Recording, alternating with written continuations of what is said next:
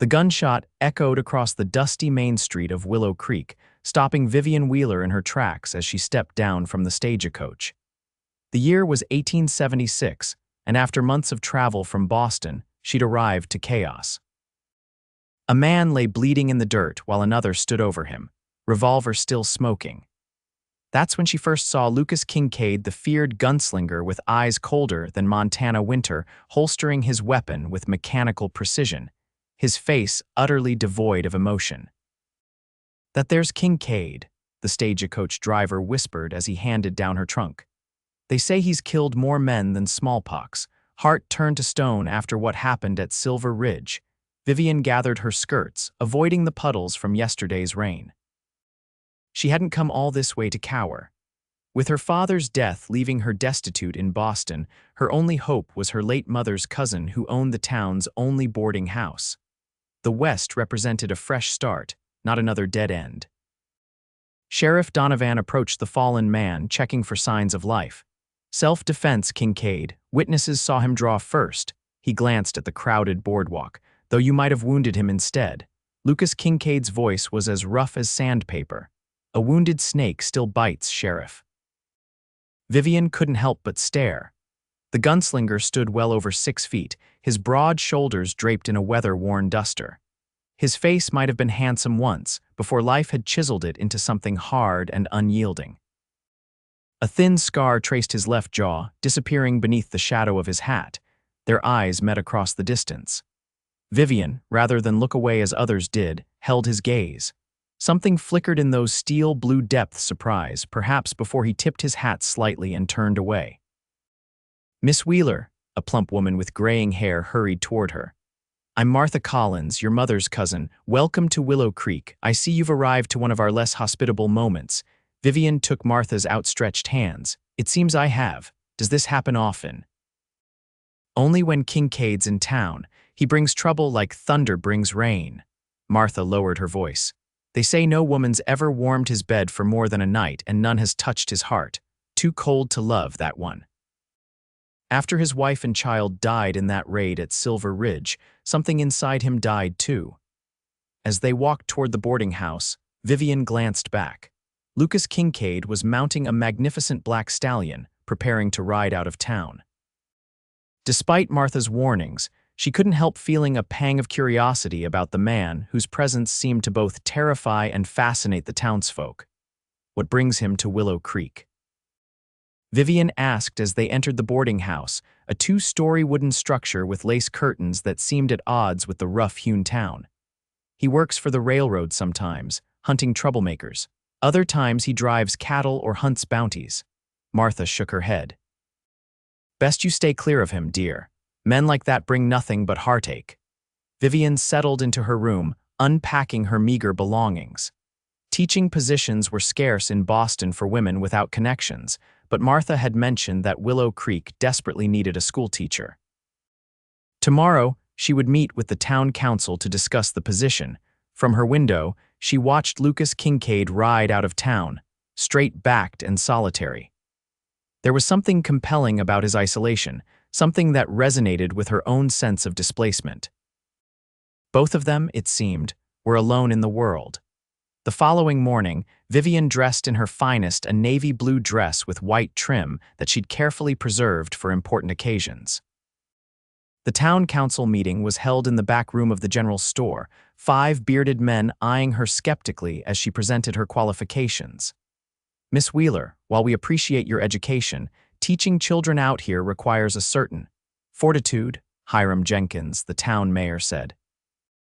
"Our last schoolmarm lasted 3 months before heading back east. I assure you, gentlemen, I'm made of sterner stuff than appearances suggest," Vivian replied, her chin raised. "My father was a professor who believed women deserved education equal to men.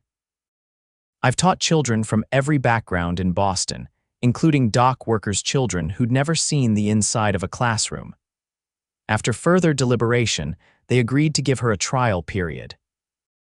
The schoolhouse, they explained, was a mile outside town, a small cabin that had been renovated for the purpose.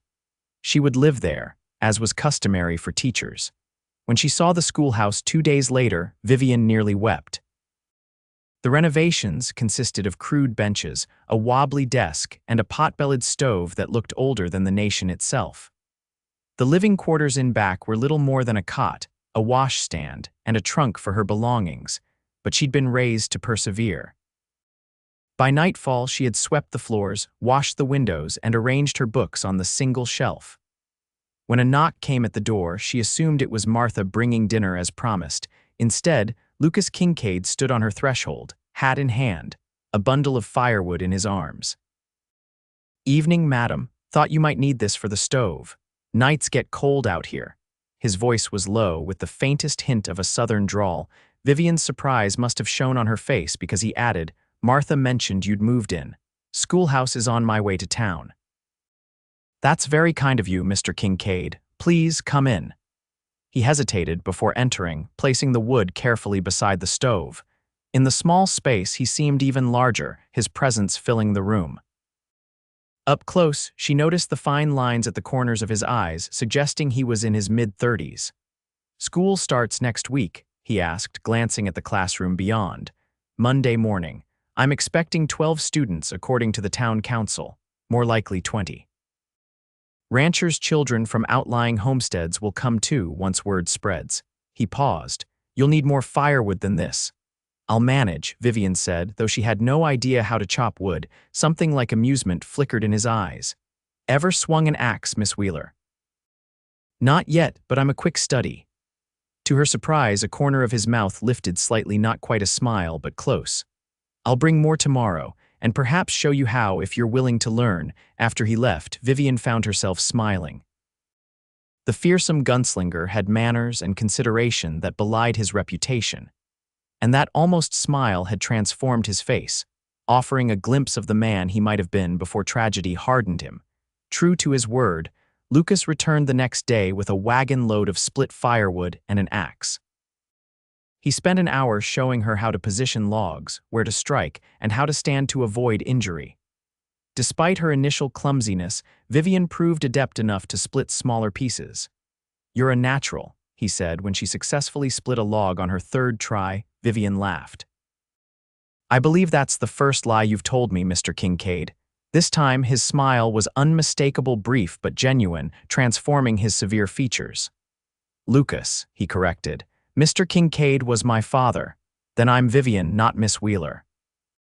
She set down the axe, her arms aching pleasantly from the unaccustomed exercise. "Would you care for some coffee? It's the least I can offer for all this wood." He accepted, and they sat on the schoolhouse steps, the autumn sun warming their faces. Lucas was a man of few words, but Vivian found the silence comfortable rather than awkward. "Why teaching?" he finally asked.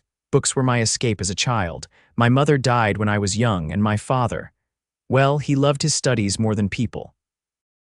I want to give children the gift of words, of worlds beyond their own." She looked at him curiously. "And you, have you always been a—" She hesitated, unsure how to phrase it, "a gun for hire?" He stared into the distance. "No, I had a small ranch once in Colorado, wife named Sarah, a daughter." The pain in his voice was palpable. Vivian instinctively placed her hand on his arm. "I'm sorry for your loss." He didn't pull away, and for a moment they sat connected by that simple touch, by shared understanding of grief. 4 years ago," he finally said. "Raiders hit our settlement while I was away trading horses. By the time I returned." His voice trailed off. "And you've been wandering since," Vivian finished for him. He nodded, then stood abruptly. "I should go, got business in town." That evening, Martha visited with a chicken pie and plenty of gossip. "Saw Kincaid's wagon here earlier," she said, eyebrows raised. "Town's already talking." "He brought firewood, nothing more," Vivian replied, though she felt a strange flutter at the memory of their conversation. Martha looked skeptical. "Just be careful, dear. That man's not built for loving anymore." As school began, Vivian found herself too busy to dwell on Lucas Kincaid or the town's gossip. The children came from every background: shopkeepers' sons and daughters in neat attire, ranchers' children in homespun clothing, and even 2 half-Mexican children whose father ran the livery stable. To Vivian's surprise, they were largely respectful and eager to learn, though their education varied wildly. Lucas appeared sporadically, always with practical offerings game he'd hunted, repairs to the schoolhouse roof, more firewood as winter approached. Sometimes they talked, sometimes they worked in companionable silence.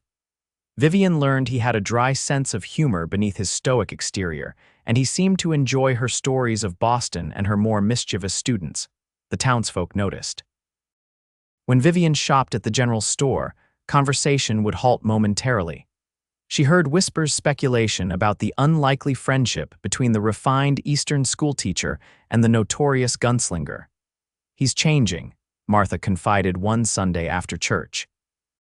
"People notice him smiling now, not often, mind you, but it happens. And he hasn't drawn his gun in a fight since you arrived." Vivian blushed. "I doubt I have anything to do with that." But privately, she treasured these small changes, these glimpses of the man beneath the fearsome reputation. And she couldn't deny her own feelings were deepening. Lucas Kincaid was unlike any man she'd known, dangerous yet gentle, taciturn yet thoughtful. In late November, as the first snow dusted the mountains, disaster struck.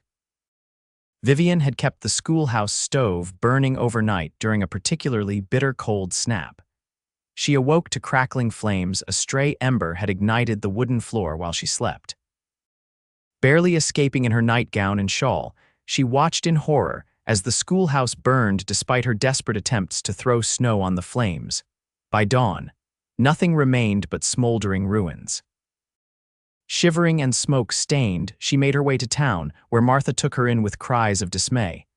"Everything I owned was in there," Vivian whispered, shock setting in. "My books, my clothes, my mother's locket." Word spread quickly. By midday, the town council had gathered at Martha's boarding house to discuss the situation. The general consensus was clear: rebuilding would have to wait until spring. In the meantime, classes would be suspended. "We'll continue your salary, of course," Mayor Jenkins assured her. "You can stay with Martha until the door opened," and Lucas strode in, still in his riding clothes. His eyes found Vivian immediately, relief evident in his face. "You're all right," he said, the words carrying more emotion than she'd ever heard from him. "The schoolhouse is gone," she replied, her voice breaking. The room fell silent as Lucas crossed to her side. Without hesitation, he took her hand in his, an unprecedented public gesture. "Buildings can be replaced." Mayor Jenkins cleared his throat. "As I was saying, Miss Wheeler can stay here until spring, when we'll consider rebuilding." "I'll rebuild it," Lucas interrupted. "Now, not spring." The council members exchanged glances. "Winter's setting in, Kincaid," one said. "It's not practical." "I've got timber on my property. With help, we could have it up in 2 weeks. His gaze swept the room. "Unless you want the children losing months of learning." His challenge hung in the air. Finally, the blacksmith, Samuel Porter, nodded. "My boys and I will help." Others gradually volunteered: the livery stable owner, several ranchers, even the saloon keeper. Within minutes, they had organized work parties and supply contributions. Throughout the discussion, Lucas never released Vivian's hand. She felt anchored by his touch, by his unwavering determination to help her. When the meeting concluded, he finally turned to her. "I've a cabin on my property about 5 miles from town. It's small but sound. You're welcome to stay there while we rebuild." Martha interjected. "That wouldn't be proper, Lucas, and you know it." "You can chaperone," he replied, never taking his eyes from Vivian's face. "The cabin was Sarah's sewing room once. It's separate from the main house." The mention of his wife's name silenced Martha's objections.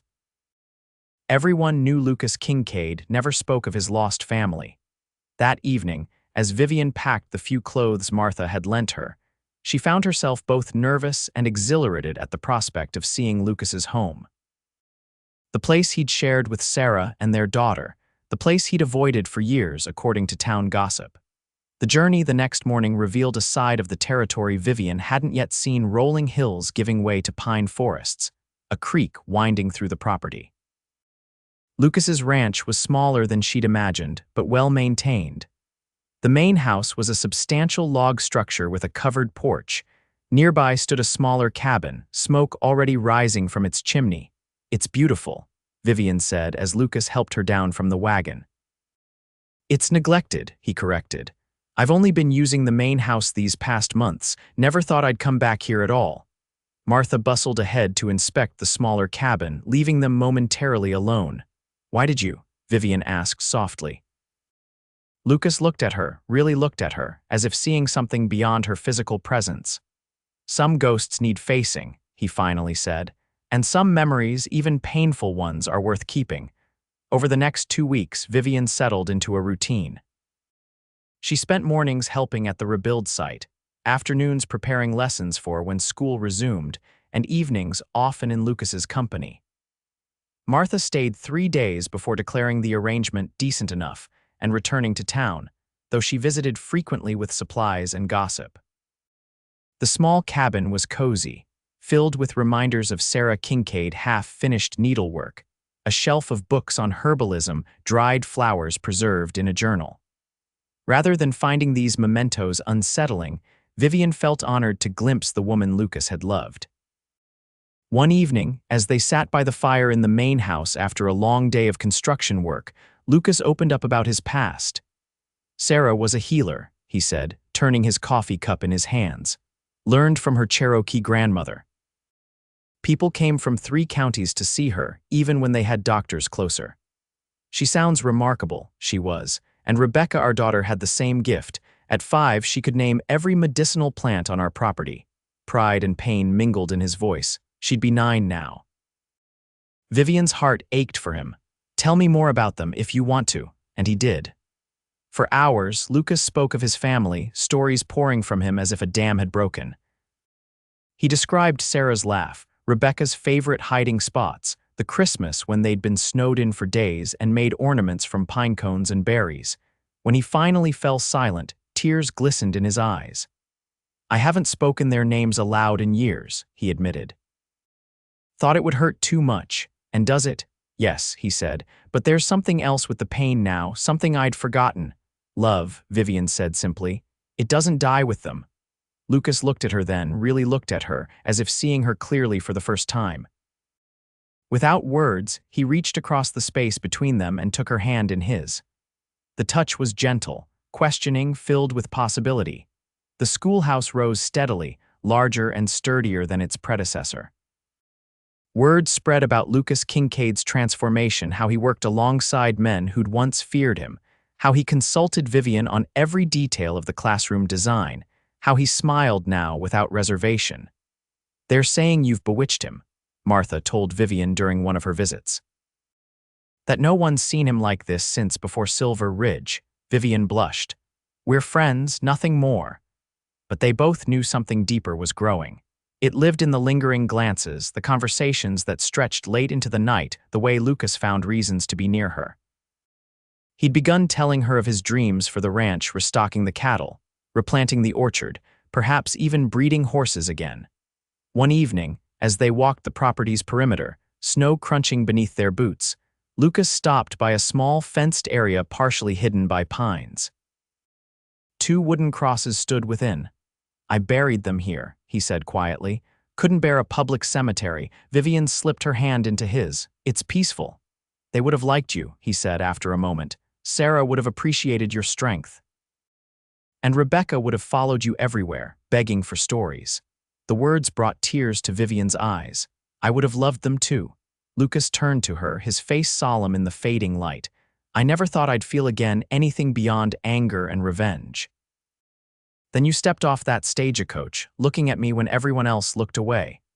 "You were rather intimidating," she admitted with a small smile, "and you weren't intimidated." "Perhaps a little," she conceded, "but more intrigued than frightened." His hand reached up hesitantly to touch her cheek. "I've been dead inside for so long, but your smile, your kindness, your courage, it woke something I thought was gone forever." "Lucas," she whispered, her heart pounding, "I know I don't deserve a second chance. My hands have too much blood on them. But if you could consider," Vivian silenced him by rising on tiptoes and pressing her lips to his. The kiss was gentle at first, then deepened as Lucas pulled her close, his arms encircling her as if she were something precious and fragile. When they finally parted, both breathless, Lucas rested his forehead against hers. "I've fallen in love with you, Vivian Wheeler. Don't know exactly when it happened, but I know I'll never be the same." "Nor I," she replied, her voice steady despite the tears in her eyes. I love you too, Lucas Kincaid. The man you are, not the legend they whisper about. The new schoolhouse was completed 2 days before Christmas.